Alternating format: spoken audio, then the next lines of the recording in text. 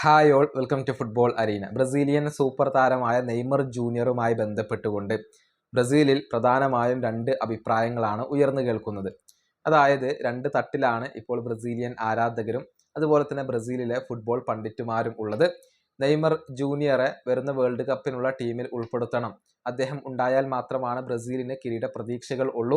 അദ്ദേഹത്തെ ആശ്രയിച്ചുകൊണ്ട് തന്നെയാണ് അല്ലെങ്കിൽ അദ്ദേഹത്തിൽ കേന്ദ്രീകരിച്ചുകൊണ്ട് തന്നെയാണ് ബ്രസീലിന്റെ ദേശീയ ടീം മുന്നോട്ട് പോകേണ്ടത് എന്നാണ് ഒരു കൂട്ടം ആളുകൾ വാദിക്കുന്നത്. അതേസമയം മറ്റൊരു കൂട്ടം ആളുകൾ വാദിക്കുന്നത് നെയ്മർ ജൂനിയറെ ഇനി ബ്രസീൽ ആശ്രയിക്കേണ്ട കാര്യമില്ല, അദ്ദേഹത്തിൽ നിന്നും വേർപെട്ടുകൊണ്ട് തനിച്ച് ബ്രസീൽ മുന്നേറേണ്ടതുണ്ട്, നെയ്മർ ജൂനിയറെ ഇനി ബ്രസീലിയൻ ദേശീയ ടീമിലേക്ക് കൊണ്ടുവരേണ്ടതില്ല എന്നൊക്കെയാണ്. ഏതായാലും അത്തരത്തിലുള്ള ആളുകൾ മനസ്സിലാക്കേണ്ട ഒരു കാര്യമുണ്ട്. നെയ്മർ ജൂനിയർ എന്നുള്ളത് കേവലം ഒരു താരമല്ല, ബ്രസീലിന്റെ ഏറ്റവും മികച്ച താരമാണ്. കാരണം ആ കണക്കുകൾ നമുക്കൊന്ന് പരിശോധിക്കാം. അതായത് ബ്രസീലിയൻ ദേശീയ ടീമിന് വേണ്ടി 128 മത്സരങ്ങളാണ് നെയ്മർ ജൂനിയർ കളിച്ചിട്ടുള്ളത്. അതിൽ നിന്ന് 79 ഗോളുകൾ അദ്ദേഹം നേടിയിട്ടുണ്ട്. അതായത് ബ്രസീലിന്റെ ദേശീയ ടീമിന് വേണ്ടി ഏറ്റവും കൂടുതൽ ഗോളുകൾ നേടിയ താരമാണ് നെയ്മർ ജൂനിയർ. അദ്ദേഹത്തെ ഒഴിവാക്കണം എന്നാണ് ഒരു വിഭാഗം ആളുകൾ ആവശ്യപ്പെടുന്നത്. കൂടാതെ 58 അസിസ്റ്റുകൾ അദ്ദേഹം ബ്രസീലിന് വേണ്ടി സ്വന്തമാക്കിയിട്ടുണ്ട്.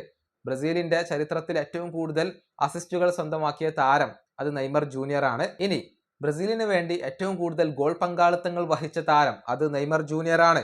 ഇനി 371 ചാൻസുകളാണ് നെയ്മർ ബ്രസീലിൽ ക്രിയേറ്റ് ചെയ്തിട്ടുള്ളത്. ഏറ്റവും കൂടുതൽ ക്രിയേഷൻ നടത്തിയിട്ടുള്ളത് നെയ്മർ ആണ്. കൂടാതെ 601 സക്സസ്ഫുൾ ഡ്രിബിളുകളും നെയ്മർ ജൂനിയർ നടത്തിയിട്ടുണ്ട്. അങ്ങനെ എല്ലാ മേഖലയിലും മികച്ച പ്രകടനം നടത്തിയ താരമാണ് നെയ്മർ ജൂനിയർ. അദ്ദേഹത്തെ ബ്രസീലിയൻ ദേശീയ ടീമിൽ നിന്നും ഒഴിവാക്കണം, അതല്ലെങ്കിൽ മാറ്റി നിർത്തണം, അദ്ദേഹം ഇല്ലാതെ വേൾഡ് കപ്പിന് പോകണം എന്ന് പറയുന്നതിൽ യാതൊരുവിധ കഴമ്പുമില്ല. കാരണം അദ്ദേഹത്തിന്റെ ടാലന്റ് നമുക്കെല്ലാവർക്കും അറിയാം.